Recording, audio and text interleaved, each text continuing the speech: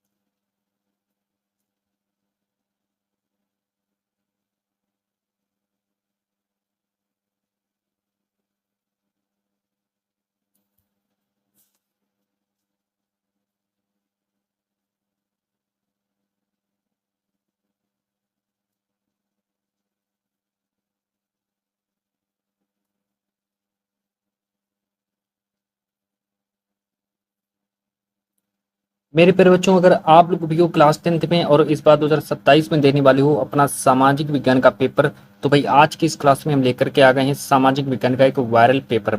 जितने भी बच्चे इस बार 2027 में देने वाले हैं सामाजिक विज्ञान का पेपर, तो भाई आज की इस क्लास को पूरा का पूरा देख लेना।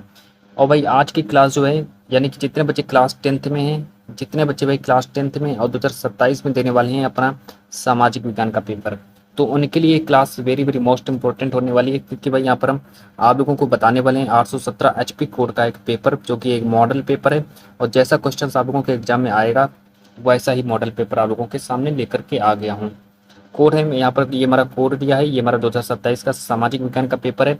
पेपर देने जाओगे भाई बिल्कुल सेम मेरे पर बच्चों, यहाँ पर हमारा पूर्णांक जो रहने वाला है 70 नंबर का पूर्णांक भी रहने वाला है। यहाँ पर अपना कोड, यहाँ पर अपना नाम अनुक्रमांक लिख देना, यहाँ पर अपना नाम भी लिख देना। इतना सब कुछ काम करना है आप लोगों को। अब सीधे मैं आप लोगों को ले चलता हूँ क्वेश्चंस की ओर, किस पे मॉडल पेपर में कौन कौन से क्वेश्चंस आए हुए हैं। तो भाई सबको सारे के सारे क्वेश्चंस को तैयार कर लेना।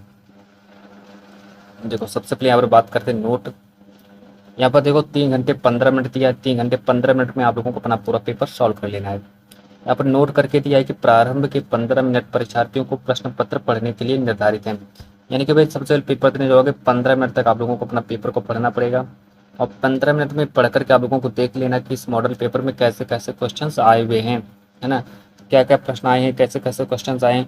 तो 15 मिनट में आप लोग को 15 मिनट में आप लोग को क्या करना, अपने ऑब्जेक्टिव क्वेश्चन के सारे सारे टिक लगा लेना कि 15 मिनट में कौन कौन से ऑब्जेक्टिव क्वेश्चन मेरे सॉल्व हो जाएंगे। तो सबसे पहले 15 मिनट में आप लोग को अपने ऑब्जेक्टिव क्वेश्चन बहुविकल्पी प्रश्नों को देख लेना। पूर्णांक हमारा 70 रहने वाला है। नोट करके दिया है प्रारंभ के 15 मिनट परीक्षार्थियों को प्रश्न पत्र पढ़ने के लिए निर्धारित हैं। शुरुआती के जो है 15 मिनट होंगे वो आप लोगों को पेपर को पढ़ने के लिए दिए जाएंगे। निर्देश दिया है कि सभी प्रश्न करना अनिवार्य है। निर्देश नंबर 2 कहता है यह प्रश्न पत्र 2 खंडों खंड आ तथा खंड बा में विभाजित होने वाला है। निर्देश नंबर 3 कहता है खंड आ में 1 अंक के 20 बहुविकल्पी प्रश्न है जिनका उत्तर हमको OMR उत्तर पत्र पर देना पड़ेगा। 20 ऑब्जेक्टिव क्वेश्चंस का उत्तर आप लोगों को OMR शीट पर देना पड़ेगा। इसके बाद आगे देखो, इसके बाद यहाँ पर कहता है कि OMR शीट पर उत्तर अंकित किए जाने के पश्चात उसे काटे नहीं तथा इरेजर अथवा व्हाइटनर आदि का प्रयोग ना करें। खंड बा में 50 अंक का इसमें 2 प्रकार के प्रश्न, वर्णात्मक 1 और वर्णात्मक 2, मानचित्र संबंधी प्रश्न भी। मानचित्रकार आप लोगों का 10 नंबर का मानचित्रकार भी पूछा जाएगा। चलो भाई सीधा मैं आप लोगों को क्वेश्चंस की ओर ले चलता हूँ। देखो क्वेश्चंस की ओर ले चलता हूँ। यहाँ पर देखो हमारा ये खंड आ पूछा गया है। क्वेश्चंस की ओर ले चलता हूँ भाई आप लोगों को। यहाँ पर हमारा खंड आ लिखा है, ये हमारा खंड आ बहुविकल्पी प्रश्न है ना। वर्णात्मक प्रश्न होंगे, बहुविकल्पी प्रश्न होंगे, खंड आ बहुविकल्पी प्रश्न। सबसे पहला प्रश्न नंबर 1 कहता है कि फ्रांस की क्रांति कब हुई थी। तो हमारे 1 नंबर का क्वेश्चन आएगा कि फ्रांस की क्रांति कब हुई थी। तो भाई इसका राइट आंसर हो जाएगा 1789 में हुई थी। फ्रांस की क्रांति 1789 में हुई थी। इसके बाद आगे देखो क्वेश्चन नंबर 2। प्रश्न नंबर 2 यहाँ पर कहता है कि इटली के एकीकरण में प्रधानमंत्री कौन था। इटली का जब एकीकरण हुआ था तो भाई इटली के एकीकरण के समय प्रधानमंत्री कौन थे। इटली के एकीकरण के समय भाई प्रधानमंत्री कौन थे, ये हमसे पूछा गया है। तो इसका राइट आंसर हो जाएगा प्रश्न नंबर 2 का जो राइट आंसर हो जाएगा वो कैबूर मेरा सही हो जाएगा कि इटली के एकीकरण के समय कैबूर हमारे प्रधानमंत्री हुआ करते थे। तो पेपर में 1 नंबर का क्वेश्चन आ जाएगा। आगे देखो प्रश्न नंबर 3 देखो क्या कहता है कि चंपारण सत्याग्रह कब हुआ था। पेपर में भाई 1 नंबर का क्वेश्चन आएगा कि चंपारण सत्याग्रह जो है कब हुआ था। तो प्रश्न नंबर 3 का जो राइट आंसर हो जाएगा वो 1917 मेरा राइट आंसर हो जाएगा। तो पेपर में अगर क्वेश्चन आ जाए तो आप लोगों को 1917 को याद रखना है कि चंपारण सत्याग्रह जो है वह 1917 में हुआ था। चलो आगे देखो प्रश्न नंबर 4। प्रश्न नंबर 4 देखो यहाँ पर कहता है कि जो हमारा जलियांवाला बाग हत्याकांड है। प्रश्न नंबर 4 कहते हैं जलियांवाला बाग हत्याकांड किस शहर में हुआ था। 1 नंबर का आएगा कि जलियांवाला बाग हत्याकांड किस शहर में हुआ था। तो भाई पेपर में 1 नंबर का क्वेश्चन आएगा। इसका राइट आंसर हो जाएगा अमृतसर में हुआ था। जलियांवाला बाग हत्याकांड जो है अमृतसर में हुआ था। प्रश्न नंबर 5 कहता है साइमन कमीशन भारत कब आया था। तो भाई 1 नंबर का क्वेश्चन ये भी आ जाएगा कि जो साइमन कमीशन जो है भारत में कब आया था। तो 1 नंबर का प्रश्न आएगा ये वाला और इसका राइट आंसर हो जाएगा 1928 में आया था। साइमन कमीशन जो है भारत में 1928 में आया था। आप चलो आगे देखो क्वेश्चन नंबर 6। प्रश्न नंबर 6 को भाई देखने वाले हैं। प्रश्न नंबर 6 कहता है कि भारत में सर्वाधिक क्षेत्रफल पर कौन सी मिट्टी पाई जाती है। तो भाई भारत में सबसे ज्यादा कौन सी मिट्टी पाई जाती है, ये हमसे पूछा गया। तो बताइए भाई भारत में सबसे ज्यादा कौन सी मिट्टी पाई जाती है। तो इसका राइट आंसर हो जाएगा भारत में सबसे ज्यादा भाई जलोढ़ मिट्टी पाई जाती है। इसका सी ऑप्शन याद रखेंगे। तो भारत में सबसे ज्यादा जलोढ़ मिट्टी पाई जाती है। पेपर में 1 नंबर का क्वेश्चन आएगा। प्रश्न नंबर 7 कहते हैं कि भाखड़ा नागल बांध किस नदी पर बना है। जो भाखड़ा नागल बांध जो है किस नदी पर बना है। तो भाई पेपर में 1 नंबर का प्रश्न ये भी आ जाएगा कि भाखड़ा नागल बांध किस नदी पर बना है। ए ऑप्शन दिया गंगा नदी पर बना है, बी ऑप्शन दिया सतलज नदी पर बना है, C option Yamuna, D option Narmada. ये मेरे 4 ऑप्शन है। प्रश्न नंबर 7 के मेरे ये 4 ऑप्शन हो जाएंगे। तो भाई चलो बात करते हैं प्रश्न नंबर 7 का राइट आंसर क्या हो जाएगा। तो भाखड़ा नागल बांध जो है वह आप लोगों का सतलज नदी पर बना है। इसका बी ऑप्शन याद रखेंगे।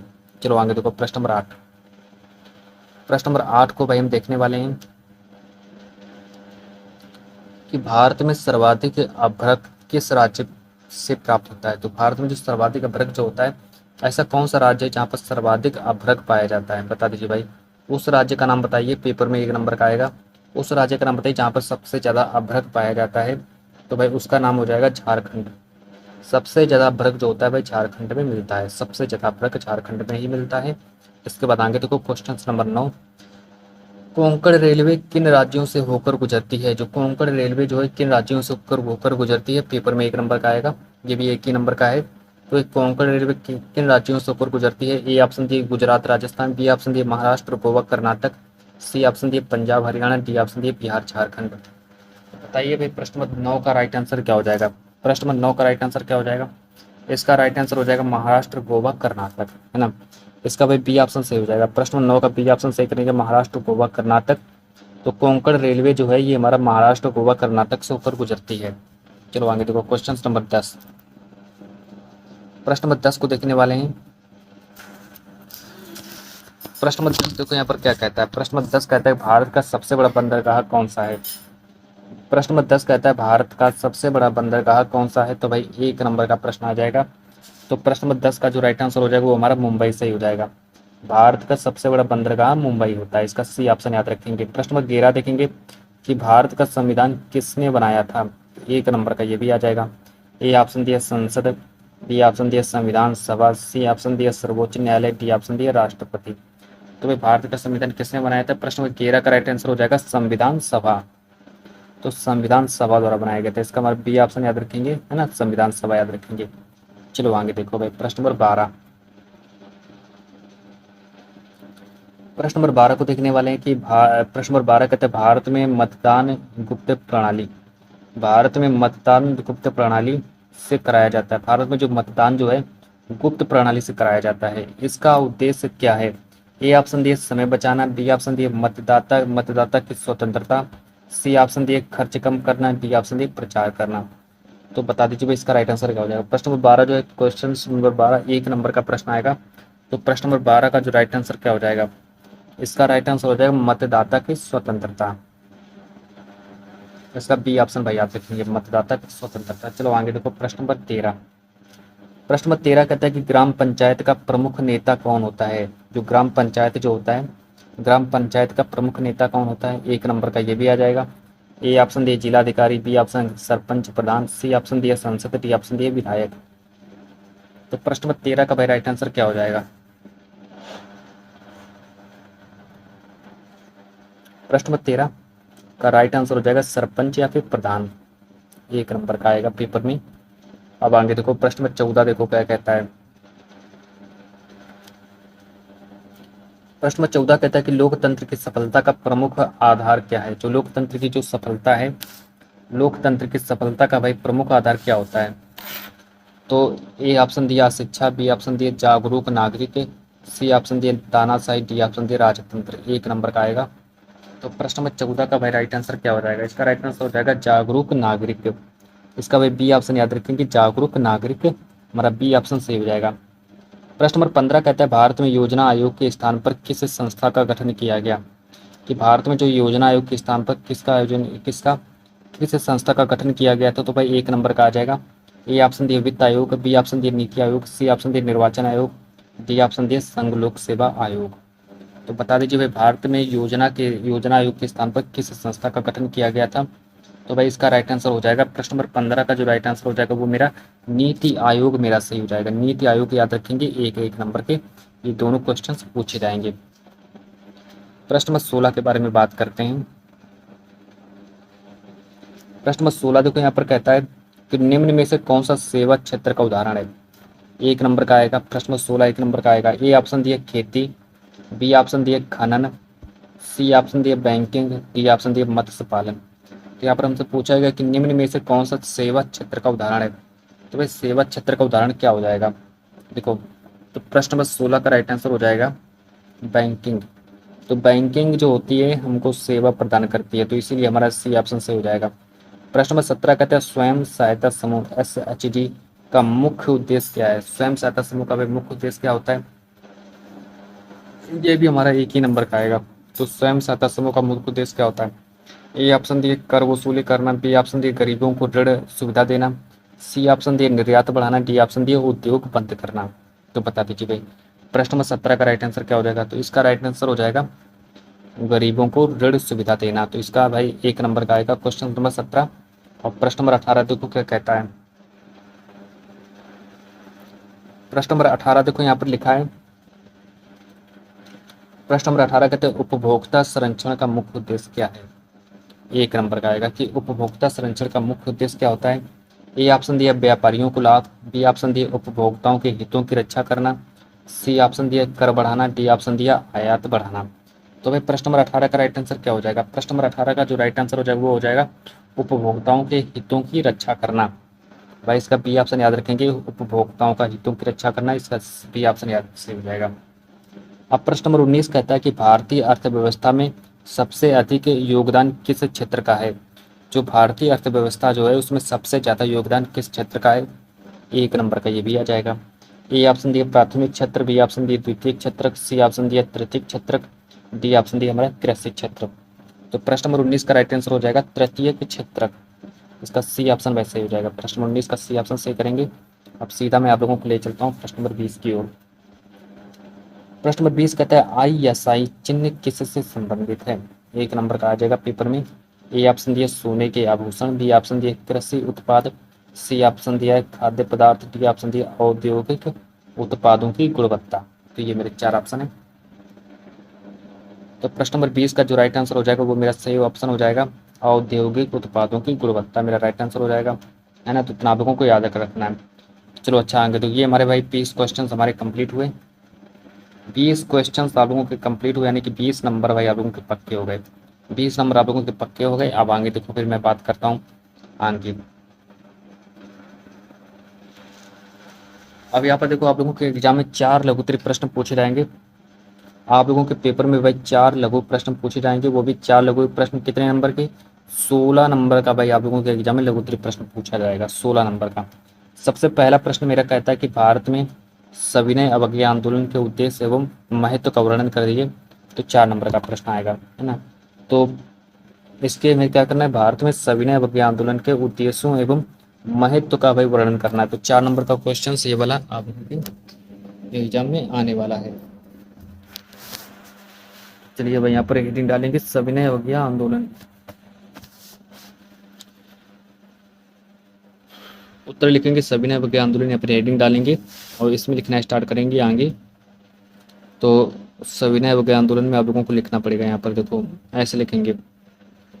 सविनय अवज्ञा आंदोलन का आरंभ महात्मा गांधी ने 12 मार्च 1930 ईस्वी को दांडी यात्रा के साथ किया था। तो सविनय अवज्ञा आंदोलन का भाई शुरुआत किसने की थी? तो महात्मा गांधी जी ने की थी, 12 मार्च 1930 को की थी। इसका मुख्य उद्देश्य अंग्रेजों द्वारा बनाए गए अन्यायपूर्ण कानूनों का शांतिपूर्ण ढंग से उल्लंघन कर स्वराज प्राप्त करना था। तो भाई असहयोग आंदोलन का मुख्य कारण क्या था कि अंग्रेजों ने जो जो यहाँ पर अन्यायपूर्ण जो कानून बनाए थे उनके खिलाफ उल्लंघन करना और स्वराज प्राप्त करना, यही कारण था। अब इस आंदोलन का प्रमुख कारण नमक कानून का विरोध था।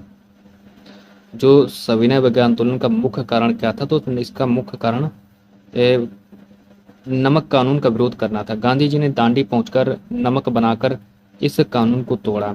आंदोलन में किसानों, मजदूरों, महिलाओं, विद्यार्थियों तथा व्यापारियों ने सक्रिय भाग लिया। लोगों ने विदेशी वस्तुओं का बहिष्कार किया। जितने भी लोग थे सभी लोगों ने विदेशी वस्तुओं का भी बहिष्कार किया तथा स्वदेशी वस्तुओं को अपनाया। विदेशी वस्तुओं का मतलब बहिष्कार किया और जो स्वदेशी वस्तुएं जो थी उनको अपनाया था। इस आंदोलन में भारतीयों में राष्ट्रीय चेतना और आत्मविश्वास का विकास हुआ। चलो आगे देखो,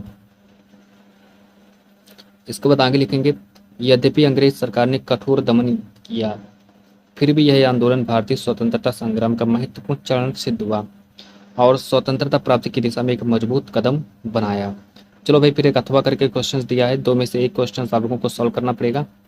यहाँ पर भी देखो अथवा करके दिया है, चंपारण सत्याग्रह के कारणों तथा उसके परिणामों का वर्णन करो, है ना। तो भाई ये वाला क्वेश्चन हमसे पूछा गया अथवा में, आप लोग इसका भी उत्तर लिख सकते हो, है ना। तो 4 प्रश्न आएंगे, एक प्रश्न आप लोगों से पूछा जाएगा जिसमें से 2 प्रश्नों में से आप लोग चाहो तो भाई इसका उत्तर लिखो, या फिर एक क्वेश्चन और है ये वाला, तो आप लोग 2 में से एक क्वेश्चन को सॉल्व करना है आप लोगों को। एक प्रश्न और देखो भाई, ये हमारा प्रश्न नंबर 2 यहाँ से स्टार्ट होता है। प्रश्न नंबर 2 कहता है कि भारत में वनों के संरक्षण की आवश्यकता एवं प्रमुख उपायों का वर्णन कर दीजिए। 4 नंबर का भी पेपर में आएगा। यहाँ पर ये हमारा इतना एक क्वेश्चन है, इतना प्रश्न है हमारा कि भारत में वनों के संरक्षण की आवश्यकता एवं प्रमुख उपायों का वर्णन कीजिए। 4 नंबर का प्रश्न आएगा पेपर में। यहाँ पर हेडिंग डालेंगे वनों का संरक्षण। आप देखो हेडिंग में लिखना स्टार्ट करेंगे, वनों के संरक्षण में लिखना स्टार्ट करेंगे कि वन प्राकृतिक संसाधनों का महत्वपूर्ण भाग हैं। ये पर्यावरण का संतुलन बनाए रखते हैं तथा वर्षा जल संरक्षण और मृदा संरक्षण में महत्वपूर्ण भूमिका निभाते हैं। वनों से हमें लकड़ी, औषधियाँ, ईंधन तथा अनेक वन प्राप्त होते हैं। तो वनों से भाई हमको बहुत कुछ प्राप्त होता है। इसके बाद आगे देखो, बढ़ती जनसंख्या, अवैध कटाई और औद्योगिकीकरण के कारण वनों का क्षेत्र लगातार घट रहा है। जैसे जैसे जनसंख्या बढ़ रही है तो वन जो है भाई वनों का क्षेत्रफल कम होता जा रहा है। इसके बाद आगे देखेंगे, जिससे जलवायु परिवर्तन, मृदा अपरदन और जैव विविधता पर प्रतिकूल प्रभाव पड़ रहा है। वनों के संरक्षण के लिए अधिक से अधिक वृक्षारोपण करना बहुत जरूरी है भाई, है ना।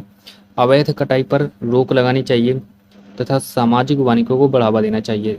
लोगों में पर्यावरण संरक्षण के प्रति जागरूकता फैलानी चाहिए। वनों को विवेकपूर्ण उपयोग करके ही पर्यावरण संतुलन आने वाली पीढ़ियों के लिए प्राकृतिक संसाधनों की सुरक्षा सुनिश्चित की जा सकती है। अब इसके बाद हमारा अथवा करके दिया जाएगा, आप लोग इसका भी उत्तर लिख सकते हो।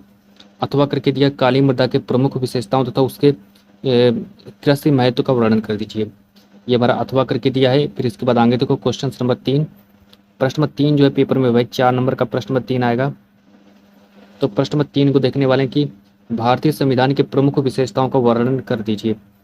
4 नंबर का आएगा। जो भारतीय संविधान है, भारतीय संविधान की भाई क्या क्या विशेषताएं होती हैं उसको हमें लिखना पड़ेगा। तो पेपर में 4 नंबर का क्वेश्चन आने वाला है ये वाला।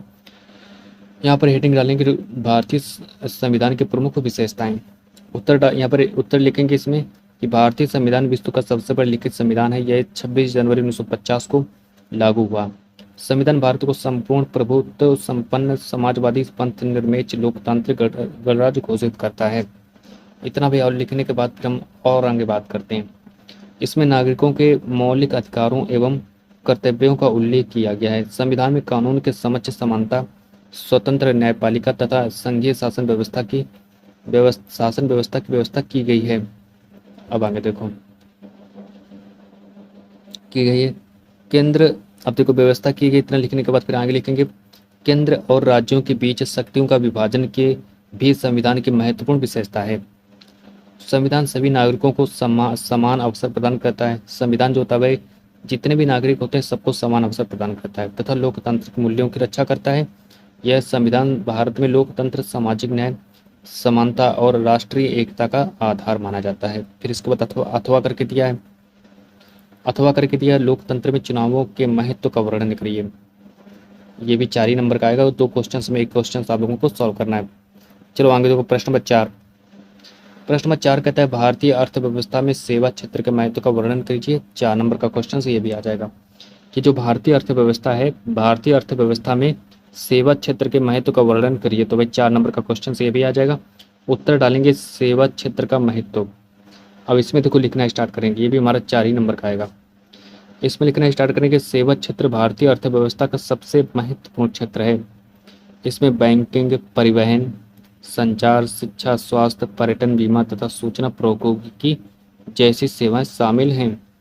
वर्तमान समय में राष्ट्रीय आय में सबसे अधिक योगदान सेवा क्षेत्र का है। यह क्षेत्र बड़ी संख्या में लोगों को रोजगार प्रदान करता है तथा उद्योग और कृषि के विकास में भी सहायता करता है। इतना लिखने के बाद फिर इसमें और आगे बात करेंगे हम। इसमें देखो फिर यहाँ से बात करेंगे, मतलब कि लोगों को रोजगार भी प्रदान करता है यह। अब आगे देखो तथा उद्योग और कृषि के विकास में भी सहायता प्रदान करता है। आधुनिक तकनीक और डिजिटल सेवाओं के कारण सेवा क्षेत्र का तेजी से विस्तार हुआ है। बैंकिंग एवं संचार सेवाओं ने व्यापार को सरल बनाया है तथा शिक्षा और स्वास्थ्य सेवाओं ने लोगों के जीवन स्तर में सुधार किया है। इसलिए सेवा क्षेत्र देश की आर्थिक प्रगति, रोजगार सृजन तथा समग्र विकास में अत्यंत महत्वपूर्ण भूमिका निभाता है। तो भाई इतना आप लोगों को तैयार कर लेना है। फिर एक अथवा करके क्वेश्चंस दिया गया है, अथवा वाला देख लो। अथवा करके दिया स्वयं सहायता समूह SHG क्या है, इनके प्रमुख लाभों का वर्णन कर दीजिए। तो भाई मैंने आप लोगों को देखो ये आप लोगों के भाई लघु उत्तरीय प्रश्न कंप्लीट हुए। ये आप लोगों के लघु प्रश्न कंप्लीट हुए। ये आप लोगों के लघु उत्तरीय प्रश्न जो है 16 नंबर का लघु उत्तरीय प्रश्न आएगा, वो मैंने आप लोगों का कंप्लीट करा दिया है। अब यहाँ से देखो आप लोगों का स्टार्ट हो जाता है वर्णनात्मक सेकंड। विस्तृत उत्तरीय प्रश्न जो कि हमारे विस्तृत उत्तरीय प्रश्न 6 नंबर वाले प्रश्न आएंगे। 24 नंबर का हमारा विस्तृत उत्तरीय प्रश्न भी पूछा जाएगा, 24 नंबर का। चलो इसे देखो, पहला प्रश्न देखो क्या पूछा गया है। यहाँ पर आप लोगों को उत्तर इसका 150 शब्दों में लिखना पड़ेगा। देखो 150 शब्दों में लिखना पड़ेगा। और 6 नंबर का पहला प्रश्न पूछा गया है। प्रश्न नंबर 1, सविनय अवज्ञा आंदोलन के कारणों, प्रमुख घटनाओं तथा उसके महत्व का वर्णन करिए। तो भाई सविनय अवज्ञा आंदोलन के क्या कारण होते हैं, उसकी प्रमुख घटनाएं क्या होती हैं, उसके महत्व का वर्णन भी कर दीजिए। यहाँ पर हेडिंग डालेंगे सविनय अवज्ञा आंदोलन। इसमें लिखना स्टार्ट करेंगे सविनय अवज्ञा आंदोलन का आरंभ महात्मा गांधी ने 12 मार्च 1930 को साबरमती आश्रम से दांडी यात्रा के साथ किया। इस आंदोलन का मुख्य उद्देश्य, तो भाई इस आंदोलन का मुख्य उद्देश्य क्या था, इस आंदोलन का मुख्य उद्देश्य अंग्रेजों के अन्यायपूर्ण कानूनों का शांतिपूर्ण ढंग से उल्लंघन कर स्वराज प्राप्त करना। नमक कानून का विरोध कर इस आंदोलन का प्रमुख कारण था। गांधी जी ने 6 अप्रैल 1930 को दांडी पहुंचकर नमक बनाकर इस कानून को तोड़ा। इसके बाद यह आंदोलन पूरे देश में फैल गया। अब आगे देखो, यहाँ से लिखना स्टार्ट करेंगे।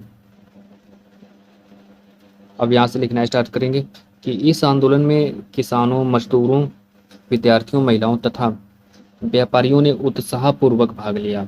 लोगों ने विदेशी वस्तुओं का बहिष्कार किया, शराब की दुकानों के सामने धरने दिए तथा स्वदेशी वस्तुओं को अपनाया। अंग्रेज सरकार ने हजारों आंदोलनकारियों और राष्ट्रीय नेताओं को गिरफ्तार कर लिया। फिर भी आंदोलन जारी रहा। यद्यपि यह आंदोलन तत्काल अपने सभी उद्देश्यों को प्राप्त नहीं कर सका, फिर भी इसने भारतीय में राष्ट्रीय चेतना, आत्मविश्वास और एकता की भावना को मजबूत किया। इस आंदोलन ने भारतीय स्वतंत्रता संग्राम को नई दिशा दी और अंग्रेज शासन की नींव को कमजोर कर दिया। तो भैया हमारा क्वेश्चन नंबर 1 हमारा कंप्लीट हुआ। विस्तृत उत्तरीय प्रश्न जो हमारा 6 नंबर का प्रश्न आता है, प्रश्न नंबर 1 हमारा कंप्लीट हुआ। इसके बाद फिर हमारा अगला देखेंगे, यहाँ पर फिर अथवा करके दिया है कि चंपारण सत्याग्रह के कारणों, घटनाओं तथा परिणामों का विस्तार पूर्वक वर्णन कर दीजिए। तो ये भी भाई हमारा 6 नंबर का क्वेश्चन आएगा। 2 में से आप लोगों को एक क्वेश्चन का उत्तर देना पड़ेगा। चलो यहाँ पर देखो, इसका हेडिंग देखो, यहाँ पर प्रश्न नंबर 2 देखो क्या कहता है। प्रश्न नंबर 2 कहता है कि भारत में वन संसाधनों के महत्व तथा उनके संरक्षण के प्रमुख उपायों का वर्णन करिए। पेपर में देने जाओगे भाई 6 नंबर का क्वेश्चन सीधा डायरेक्ट पूछा जाएगा कि भारत में वन संसाधनों के महत्व तथा उनके संरक्षण के प्रमुख उपायों का वर्णन कर दीजिए। तो यहाँ पर हेडिंग डालेंगे उत्तर, वन संसाधनों का महत्व हेडिंग डालेंगे। चलो अच्छा, आगे देखो भाई, यहाँ पर अब यहाँ पर सीधे मैं आप लोगों को लिखना स्टार्ट कर देता हूँ कि वन भारत की अमूल्य प्राकृतिक संपदा है। ये पर्यावरण संतुलन बनाए रखने, वर्षा लाने, मृदा अपरदन को रोकने तथा जैव विविधता की रक्षा करने में महत्वपूर्ण भूमिका निभाते हैं। अब आगे देखो, वनों से लकड़ी, औषधियाँ, गोंद, लाख, शहद तथा अनेक वन उत्पाद प्राप्त होते हैं। अनेक उद्योगों को कच्चा माल भी वनों से मिलता है। इसके अतिरिक्त लाखों लोगों की आजीविका प्रत्यक्ष या अप्रत्यक्ष रूप से वनों पर निर्भर करती है।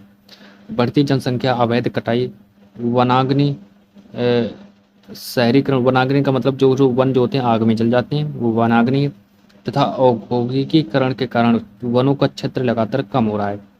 इससे पर्यावरण प्रदूषण, जलवायु परिवर्तन तथा वन्य जीवों के अस्तित्व पर खतरा उत्पन्न हो गया है। चलो आगे देखो। अच्छा, फिर इसके बाद फिर यहाँ से लिखना स्टार्ट करेंगे। वनों के संरक्षण के लिए बड़े पैमाने पर वृक्षारोपण, सामाजिक वानिकी को बढ़ावा, अवैध कटाई पर कठोर रोक, वनाग्नि की रोकथाम। मतलब कि वनाग्नि मतलब जो लोग भाई वन से लकड़ी जला देते हैं, वनों में लकड़ी जला देते हैं, वही हमारे वनाग्नि होता है। तथा जागरूकता आवश्यक है। सरकार और जनता के संयुक्त प्रयासों से ही वन संपदा का संरक्षण संभव है, जिससे पर्यावरण संतुलित रहता है और आने वाली पीढ़ियों को भी उनका लाभ मिल सकेगा। अथवा करके क्वेश्चन दिया है, भारत में जल संसाधनों के महत्व और उनके संरक्षण के प्रमुख उपायों का विस्तार पूर्वक वर्णन कर दीजिए। तो भाई इतना सब कुछ करने के बाद फिर मैं आगे ले चलता हूँ। यहाँ पर देखो आप लोगों का क्वेश्चन नंबर 3 फिर पूछा गया है। प्रश्न नंबर 3 देखो यहाँ पर पूछा गया कि प्रश्न नंबर 3 कहता है भारतीय संविधान की प्रमुख विशेषताओं एवं महत्व का वर्णन कर दीजिए। 6 नंबर का क्वेश्चन आएगा। तो भारतीय संविधान की प्रमुख विशेषताएं एवं उसके महत्व का वर्णन कर दीजिए। तो उत्तर लिखेंगे यहाँ पर भारतीय संविधान की विशेषताएं एवं उसके महत्व।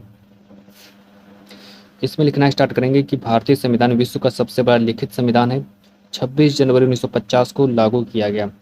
तो भारतीय संविधान जो है भाई कब लागू किया गया? तो 26 जनवरी 1950 को भारतीय संविधान लागू किया गया था।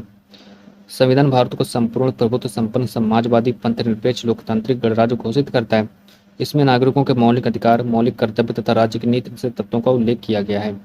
तो इतना भी आप लोगों को लिखना पड़ेगा। इसके बाद फिर और आगे देखो, यहाँ पर देखो, यहाँ पर लिखा संविधान में स्वतंत्र न्यायपालिका कामा संघीय शासन व्यवस्था तथा कानून के समक्ष समानता की व्यवस्था की गई है। संविधान का प्रमुख उद्देश्य देश में लोकतंत्र, सामाजिक न्याय, समानता और स्वतंत्रता की रक्षा करना है। यह सभी नागरिकों को बिना किसी भेदभाव के समान अवसर प्रदान करता है। संविधान केंद्र और राज्यों के बीच शक्तियों का विभाजन करता है तथा शासन को सुचारू रूप से चलाने के लिए आवश्यक नियम निर्धारित भी करता है। भारतीय संविधान राष्ट्रीय एकता और अखंडता को मजबूत करता है तथा अनेक नागरिकों के अधिकारों की रक्षा भी करता है। इतना में सबको लिखने के बाद फिर आगे देखो, रक्षा करता है, इसलिए संविधान भारतीय लोकतंत्र की आधारशिला है और देश के समग्र विकास में इसकी महत्वपूर्ण भूमिका भी निभाता है। अथवा करके क्वेश्चन दिया है, भारतीय लोकतंत्र में चुनावों की भूमिका एवं महत्व का विस्तार पूर्वक वर्णन कर दीजिए। ये अब दो में से आप लोगों को एक क्वेश्चन का उत्तर देना पड़ेगा। फिर आगे देखो, ये हमारा दीर्घ उत्तरीय प्रश्न जो कि लास्ट क्वेश्चन दिया गया है पेपर में भाई 6 नंबर का क्वेश्चन ये भी आएगा कि भारतीय अर्थव्यवस्था में सेवा क्षेत्र का महत्व तथा उसके विकास में आने वाली चुनौतियों का वर्णन करिए। ये भी हमारा 6 नंबर का क्वेश्चन आएगा। हेडिंग डालेंगे सेवा क्षेत्र का महत्व, इसमें लिखना स्टार्ट करेंगे कि सेवा क्षेत्र भारतीय अर्थव्यवस्था का सबसे तेजी से विकसित होने वाला क्षेत्र है।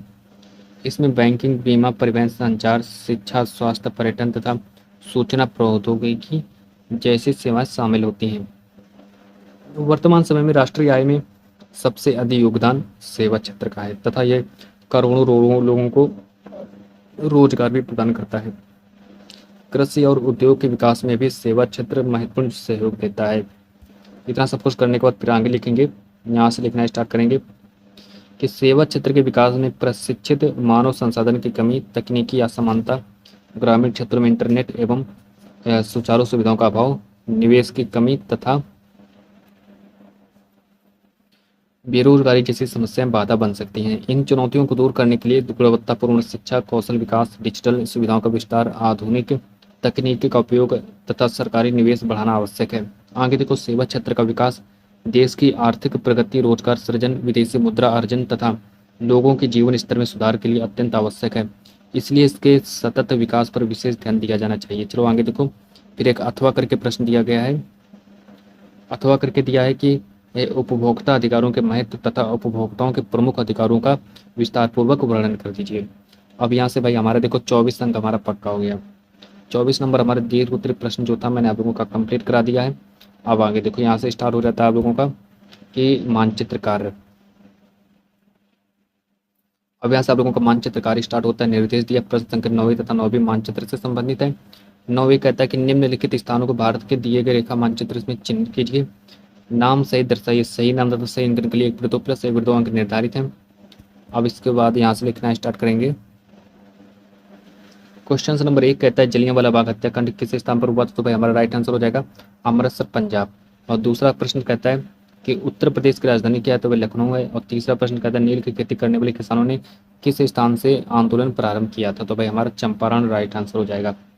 प्रश्न नंबर 4 कहता है प्रसिद्ध स्वर्ण मंदिर कहाँ पर स्थित है, तो भाई हमारा ये अमृतसर, पंजाब में स्थित है। सर्वप्रथम पूर्ण स्वराज्य की मांग का प्रस्ताव कब पारित हुआ, तो हमारा 1929 में पारित हुआ था।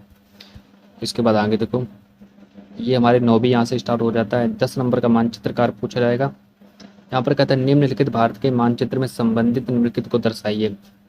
ये हमारे 5 प्रश्न हैं। पहला, चावल उत्पादक क्षेत्र को ऐसे दर्शाना है। गुजरात की राजधानी क्या होती है, उसको ऐसे दर्शाना है। बक्सर का उत्पादन क्षेत्र क्या है, उसको ऐसे दर्शाना है। कपास का उत्पादन क्षेत्र का है, उसको ऐसे दर्शाना है। डल झील का उत्पादन क्षेत्र को उसको ऐसे दर्शाना है। तो ये हमारे भाई 10 नंबर का मानचित्रकार भी पूछा जाएगा। तो यहाँ से भाई आप लोगों का पेपर पूरा कंप्लीट हुआ है और यहाँ से आप लोगों का भाई 70 में 70 नंबर भी पक्का हो गया आप लोगों का। और इस क्लास को मैं यहीं पर एंड करता हूँ, तो क्योंकि भाई आप लोगों का जो मॉडल पेपर है कंप्लीट हो गया, पूरा पेपर मैंने आप लोगों का सॉल्व करा दिया। तो इस क्लास को मैं यहीं पर एंड करता हूँ। मिलते हैं नेक्स्ट वीडियो के साथ।